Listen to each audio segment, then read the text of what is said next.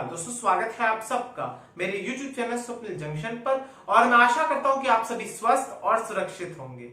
दोस्तों, रूस एक ऐसा देश जिसने पहली बार यह दावा किया है कि उसने कोविड-19 के खिलाफ एक वैक्सीन को सफलतापूर्वक विकसित कर लिया है। और इसी के साथ साथ वहां के स्वास्थ्य मंत्रालय ने रूस में बनी इस वैक्सीन को भी अपनी मंजूरी दे दी है।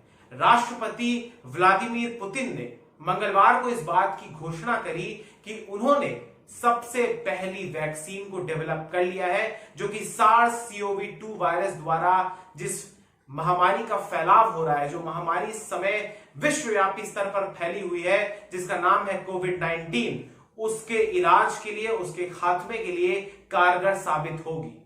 दोस्तों, यहां पर मैं आपको बताना चाहूंगा कि पूरे विश्व के तमाम जो बड़े बड़े देश हैं, जिनमें भारत भी शामिल है, जिसमें मुख्य तौर पर अमेरिका है, इजराइल है, ब्रिटेन है, चीन है, जर्मनी है, कनाडा है, ये तमाम देश ऐसे हैं जो अभी इस समय रूस की इस वैक्सीन को शक की निगाहों से देख रहे हैं। बड़े बड़े चिकित्सक, बड़े बड़े शोधकर्ता, बड़े बड़े अनुसंधान करने वाले लोग, चिकित्सा के विशेषज्ञ, वैज्ञानिक, तमाम लोग इस समय रूस की इस वैक्सीन को लेकर आशा की दृष्टि से भी देख रहे हैं। एक तबका और एक वर्ग ऐसा भी है जो कि बड़ा वर्ग है, जहां पर उनके भीतर इस बात का संशय है कि क्या रूस ने ये केवल पॉलिटिकल स्टंट किया है, यानी क्या ये केवल विश्व स्तर पर राजनीति जो होती है, नेतृत्व कौन करेगा विश्व का, क्या उसको अपनी दिशा में अपने अनुकूल बनाने के लिए ऐसा कदम या ऐसी घोषणा करी है। ऐसे सवाल भी उठ रहे हैं, क्योंकि अभी भी कई सारे इसमें लूप होल्स हैं, कई सारे ऐसे प्रश्न हैं, कई सारे ऐसे अनआंसर्ड क्वेश्चंस हैं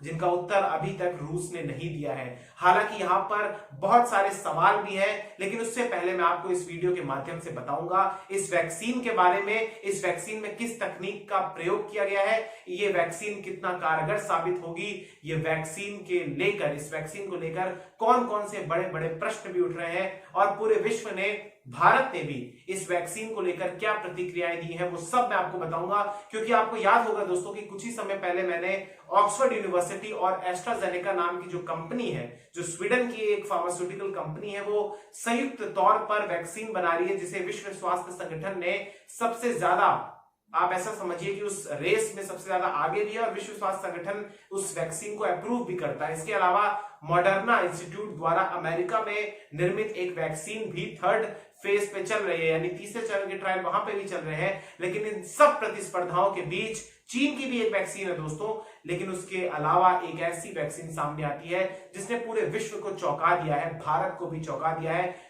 आशा की दृष्टि से भी और शक की निगाहों से भी लोग इस वैक्सीन को देख रहे हैं। लेकिन उससे पहले दोस्तों, मैं आपको हमारे देश की स्थिति बताना चाहूंगा, क्योंकि पिछले 24 घंटों में डरा देने वाले आंकड़े एक बार फिर से सामने आए हैं। कोरोना की रफ्तार लगातार देश में अनियंत्रित होती जा रही है। इसकी पुष्टि करते हैं ये आंकड़े। पिछले 24 घंटों में 64,553 नए मामले सामने आए हैं दोस्तों। इसके अलावा 1007 लोगों की मृत्यु हुई है। एक दिन में 1000 से ज्यादा लोगों की मृत्यु एक बार फिर से हुई है कोरोना वायरस के कारण।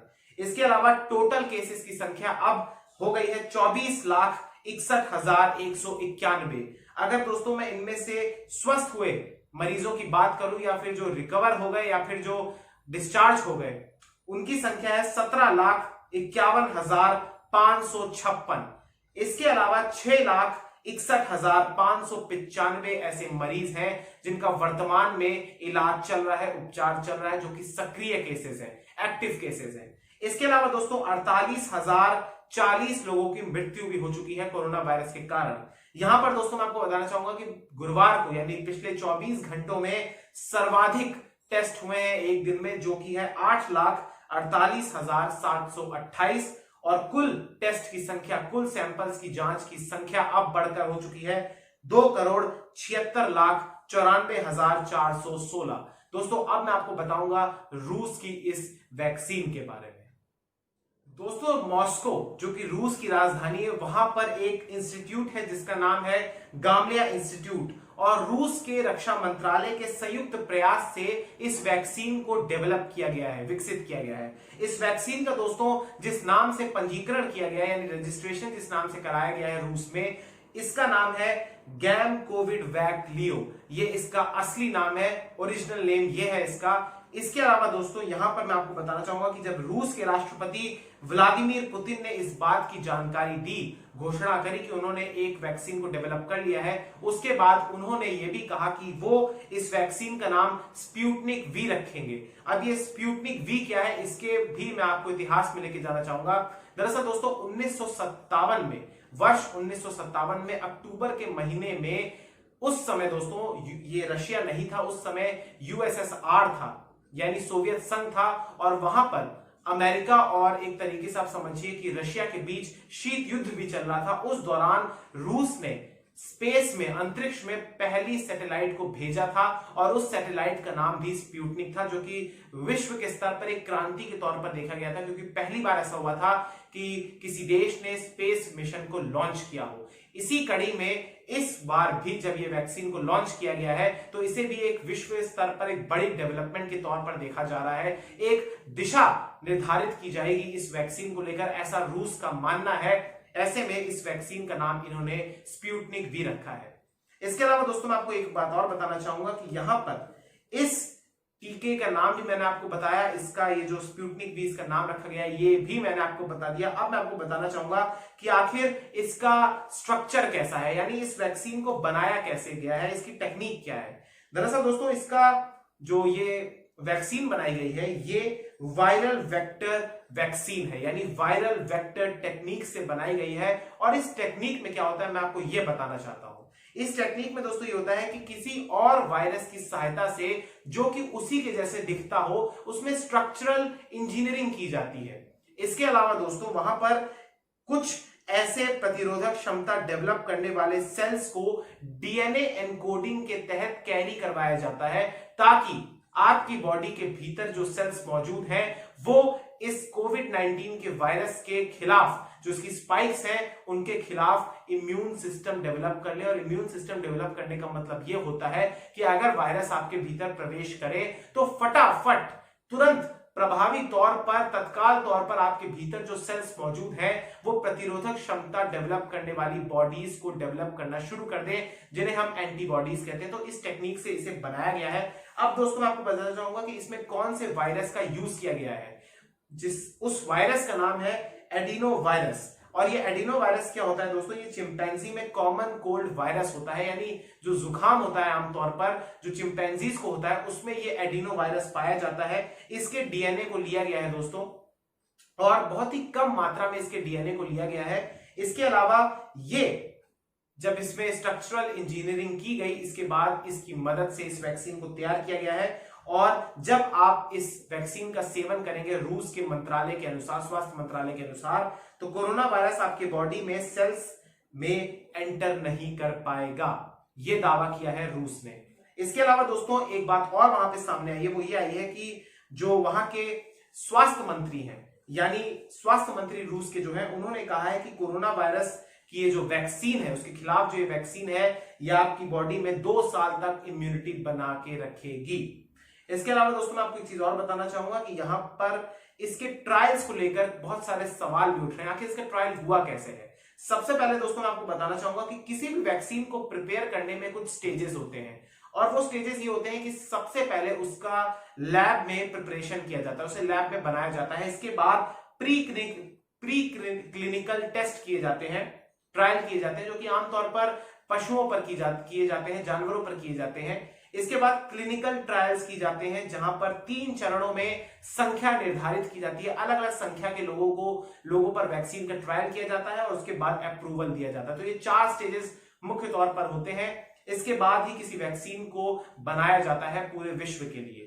अब दोस्तों मैं आपको ये बताना चाहूंगा कि यहाँ पे हुआ क्या, क्योंकि कोई आंकड़े आपके पास, हमारे पास रूस ने नहीं दिए हैं, इसलिए यहाँ पर जो कुछ आंकड़े मौजूद हैं वही मैं आपको बताऊंगा। कि क्लिनिकल ट्रायल जो इसका पहले चरण का हुआ था, उसमें केवल 38 लोगों को ही शामिल किया गया था, जो कि 17 और 18 जून की एक तारीख को करवाया गया था। उसके बाद कुछ ही दिनों के बाद, तकरीबन 2 सप्ताहों के बाद, वहां पर यह बताया गया कि इन सभी लोगों में इम्यूनिटी डेवलप हो गई है, और वो सभी कोरोना वायरस के खिलाफ अब इम्यून हो चुके हैं। ये रिजल्ट सामने आए। 38 लोगों पर पहला ये हुआ था। इसके बाद फिर जुलाई के महीने में इसका फेज 2 ट्रायल शुरू होना था 13 जुलाई से, और अगस्त 3 को ही ये कह दिया गया कि ये वैक्सीन यानी जो ट्रायल्स थे वो वैक्सीन को लेकर वो खत्म हो गए। यानी सेकंड फेज का जो ट्रायल था वो 13 जुलाई से शुरू होना था। जिन ट्रायलों को करने में महीनों लग जाते हैं, यहां रशिया ने केवल 2 महीनों में ही इस बात की घोषणा कर दी, तीसरे ट्रायल से आने से पूर्व ही, कि उन्होंने विकसित कर ली है। तो यहां पर वाकई में ये कुछ आंकड़े स्पष्ट नहीं है, लेकिन फिर भी मैं आपको और चीजें आगे और बताना चाहूंगा।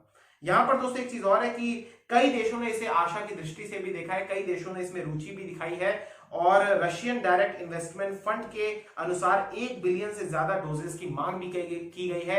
20 से ज्यादा देशों ने इसमें रुचि भी दिखाई है, जिसमें ब्राजील शामिल है, जिसमें इंडिया भी शामिल है, जिसमें फिलीपींस भी शामिल है, और कई देशों में इसका बंपर स्तर पर उत्पादन भी किया जाएगा, और कई देशों में ट्रायल्स भी किए जाएंगे हजारों लोगों पर, जिसमें ब्राजील शामिल है, जिसमें इंडिया भी शामिल है। तो ये एक अच्छी बात भी है। वहीं कई बड़े देशों ने इसे शक की दृष्टि से भी देखा है। अब दोस्तों मैं आपको बताना चाहूंगा कि आखिर मिलीजुली प्रतिक्रिया क्यों आ रही है, क्या वो क्वेश्चंस हैं जो आपके मन में आ रहे हैं, जो मेरे मन में भी आ रहे हैं, अब वो मैं आपको इस वीडियो के माध्यम से बताऊंगा। दोस्तों सबसे पहली प्रतिक्रिया ये आ रही है, जो कि सबसे ज्यादा आवश्यक भी है, वो ये है कि इस रिसर्च को, यानी जो ये ट्रायल्स करवाए गए हैं, कंडक्ट करवाए गए हैं रूस में, वहां पर ट्रांसपेरेंसी नहीं दिखाई देती है, यानी वहां पर पारदर्शिता हमें नहीं दिखती है, क्योंकि आंकड़े भी हमारे सामने सही तौर पर नहीं आए हैं। इसके अलावा डेटा और फैक्ट्स किसी साइंटिफिक जर्नल में प्रकाशित भी नहीं हुए हैं, जिस प्रकार से एस्ट्राजेनेका और ऑक्सफोर्ड यूनिवर्सिटी के ट्रायल्स को प्रकाशित किया गया था। यहां पर यह सवाल इसीलिए उठ रहा है कि क्या यह वैक्सीन सेफ है। इसके अलावा कई वैज्ञानिकों ने इस बात का भी दावा किया है और संशय जाहिर किया है कि क्या ये वैक्सीन केवल और केवल पॉलिटिकली एक स्टंट के तौर पर विकसित की गई और शॉर्टकट के तौर पर इसको विकसित किया गया। क्या कई और देश भी तो इस तकनीक का इस्तेमाल करके केवल मार्क्स स्कोर करने के लिए या फिर विश्व भर में एक पहचान बनाने के लिए, क्या उन तमाम जरूरी चीजों को, जो क्राइटेरियाज होते हैं, उनको इग्नोर तो नहीं कर देंगे, और रशिया का ये कदम कहीं नुकसानदायक साबित तो नहीं होगा। तो ये भी एक सवाल उठ रहा है, ये भी एक प्रश्न उठ रहा है। इसके अलावा दोस्तों WHO ने भी इस पर अपना संशय जाहिर किया है, जहां पर उन्होंने कहा है कि वो इस वैक्सीन को उन 9 वैक्सीन में नहीं स्थान देता है जो कि उन्नत प्रक्रिया के तौर पर बनाई जा रही है, और जहां पर तमाम उन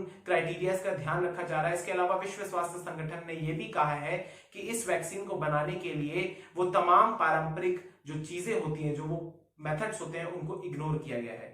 इसके अलावा दोस्तों जॉर्ज टाउन यूनिवर्सिटी के global public health law expert Lawrence Costin ने भी कहा है कि रूस जिस प्रकार से शॉर्टकट के माध्यम से वैक्सीन ला रहा है, वो कारगर और सुरक्षित तरीका नहीं है। वहीं व्हाइट हाउस में काउंसलर केलाइन कांटे ने भी कहा है कि उनकी एजेंसी FDA द्वारा बनाए गए मानकों पर रूस द्वारा ये वैक्सीन खरी नहीं उतरती है। इसके अलावा दोस्तों ब्रिटेन और कनाडा की सरकार ने भी रूस के हैकर्स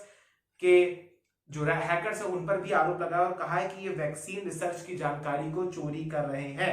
इसके अलावा दोस्तों कई सारे ऐसे और आरोप लगे हैं, जहां पर मैं आपको बताऊंगा कि वो सभी ये कह रहे हैं कि लगातार रूस की वैक्सीन सेफ नहीं है। लेकिन ऐसे में दोस्तों ये सवाल भी तमाम उठते हैं, इसमें एक स्पष्ट जांच भी जरूरी है। WHO को भी आगे आना चाहिए, वहां पर उन्हें इनसे संपर्क करना चाहिए। हालांकि वहां के अधिकारियों और प्रवक्ताओं ने इस बात की जानकारी दी है कि वो लगातार रूस की जो वैक्सीन है या जो साइंटिस्ट है उनसे, या एजेंसी या मंत्रालय उनसे संपर्क में है, लेकिन अभी कोई स्पष्ट जानकारी नहीं है। इसके अलावा कोई शोध भी अभी प्रकाशित नहीं हुआ है, इसलिए लोगों की जो भंवरें हैं वो ऊंची हो रही है, उनके माथे पर शिकन आ रहा है। यहां पर दोस्तों मैं आपको कुछ एक्स्ट्रा जानकारी जरूर देना चाहूंगा। दरअसल एक वैक्सीन तमाम जो दुनिया है इस समय तमाम महामारियों, तमाम बीमारियों से ही ग्रसित रही है, और ऐसे में कुछ बीमारियों के, कुछ डिजीजेस के मैं नाम आपको लेना चाहूंगा जिनकी वैक्सीन बनाने में अमूमन कितना वर्ष लगा, इससे आपको आइडिया हो जाएगा।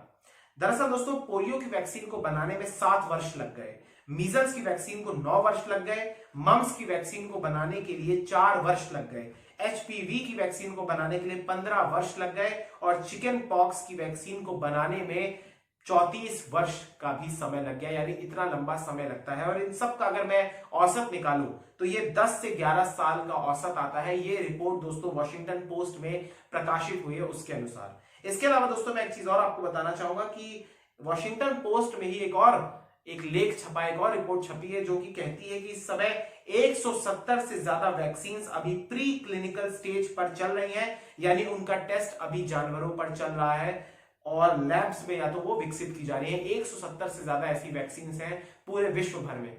इसके अलावा 15 वैक्सीन ऐसी हैं जो कि फेज 1 ट्रायल में चल रही हैं, यानी कम संख्या में लोगों पर उनका टेस्ट किया जा रहा है, परीक्षण किया जा रहा है। इसके अलावा 3 वैक्सीन ऐसी हैं जो कि फेज 2 के ट्रायल पर चल रही है। 7 वैक्सीन ऐसी हैं जो कि फेज 3 के ट्रायल्स पर चल रही हैं और अभी तक किसी भी वैक्सीन को आधिकारिक तौर पर अप्रूवल नहीं मिला है। ये एक महत्वपूर्ण आंकड़ा है आपके लिए, महत्वपूर्ण डेटा है आपके लिए। इसके अलावा दोस्तों एक चीज मैं आपको और बताना चाहूंगा कि यहां पर पुतिन पर हम वापस लौटेंगे, क्योंकि पुतिन साहब ने कहा है कि उन्होंने अपनी बेटी पर सबसे पहले ये टीका लगाया। उनकी बेटी को 24 घंटों में एक बुखार आया, उनका तापमान बढ़ गया, 38 डिग्री तक उनका बढ़ गया तापमान। उसके बाद फिर उन्हें दवाई दी गई, जिसके बाद अब वो नॉर्मल है। यानी इस दवाई को लेने के बाद टेम्परेचर बढ़ सकता है, जो कि नॉर्मली पैरासिटामोल खाने से भी ठीक हो सकता है। यानी साइड इफेक्ट्स, इसके जो अन्य साइड इफेक्ट्स जो आएंगे वो कम होंगे, जिनको आप नॉर्मल गोलियों को खा के या टैबलेट्स को खा के आप ठीक हो सकते हैं।